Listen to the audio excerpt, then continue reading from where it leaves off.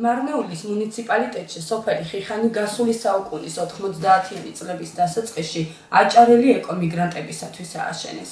ჩასახლების პროცესი აქ ძირითადად 1991 წლიდან დაიწყო.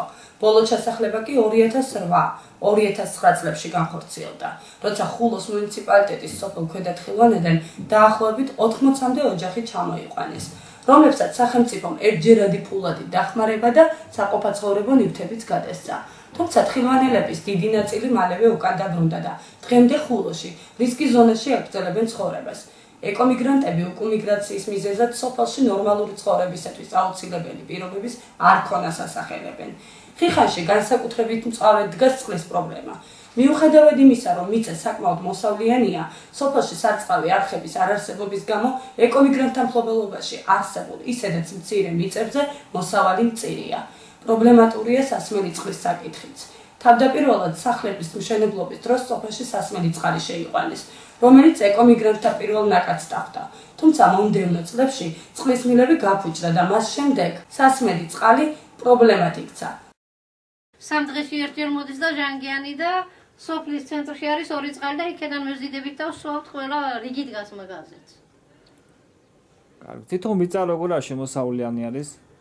სარწყავი რომ იყოს ძალიან შემოსავლიანი და რომ არ არის, არ არის. რა მოდის ძირითადად არის სარწყავები რომ გაკეთეს, რა ყველაფერი მოდის სარწყავი რომ გაკეთეს ყველაფერი.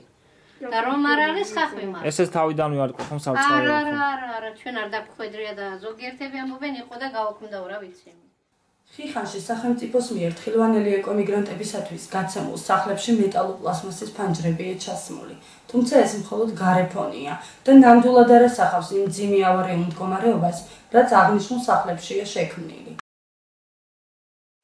ექვსი სული ხართ ამ ოთახში? ამ ოთახში ვარ, ორი მცირე და ორი დიდები. და გაგზავნილ ყავს ამ დროს სოფელში რომ არ მაქვს შემოსავალი ხედო იმის. კითხები ვინმე არის? აჰა, შეხედეთ რა დღეში მაგრამ. იქიდან წვიმად შემოდის, აქედან წვიმად შემოდის. ხიხანში ბუნებრივი აირის მილებია დამონტაჟებული და გარე განათების ბოძებიც კი არის დაყენებული. თუმცა არც ერთი მათგანი დღემდე არ ამოქმედებულა. მიწების სიმცირის და სარწყავი წყლის არქონის გამო სოფლის მეურნეობა ნაკლებად შემოსავლიანია. ამიტომაც მამაკაცების უმრავლესობა ძირითადად თურქეთში გადადის სამუშაოდ. ქალები კი სოფლის მოშორებით არენდატორების მიერ აღებულ მიწებზე მინიმალური ანაზღაურების ფასად მუშაობენ. მიუხედავად აღნიშნული პრობლემებისა, ხიხანში ჩასახლებული ეკომიგრანტების უმრავლესობა უკან წამოსვლას არ აპირებს.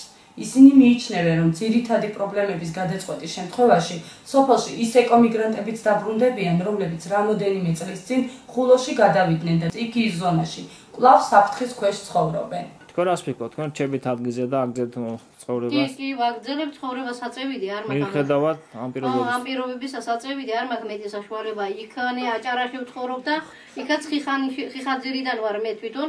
მდინარის პირას ვარ და მდინარე მაქვს მომდგარი, არ მაქვს გასარჩერებელი ადგილი. აი თქვენი აზრით ეს რომ მოგვარდეს ეს პრობლემა, ანუ მიწის ნაკვეთების დაკანონება რომ მოხდეს და თვითონ სარწყავი არხების გაყვანა რომ მოხდეს, ის მოსახლეობა რომლებიც იქეთ გადავიდნენ უკან წამოვლენ ისევ აქ ცხოვრობენ? წამოვლენ.